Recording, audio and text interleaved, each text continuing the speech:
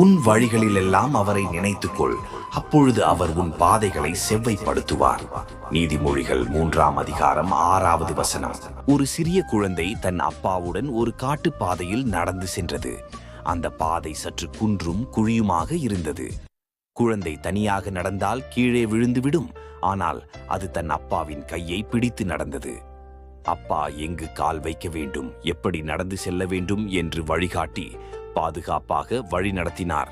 அதேபோல நம்முடைய வாழ்க்கை பாதையும் பல சமயங்களில் குழப்பமாகவும் கடினமாகவும் இருக்கலாம். நாம் நம்முடைய இஷ்டத்திற்கு நடந்தால் தவறான பாதையில் போக வாய்ப்பு இருக்கிறது.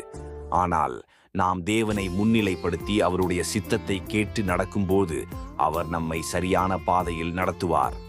அதாவது நாம் தேவனை மட்டும் நம்பி அவரிடம் வாழ்க்கையை ஒப்படைத்து வாழும்போது அவர் நம்முடைய வாழ்க்கை பாதைகளை நேராகவும் நல்லதாயும் அமைத்து ஆசீர்வதிப்பார். இன்றைய நாள் உங்களுக்கு தேவனால் ஆசீர்வதிக்கப்பட்ட நாள்.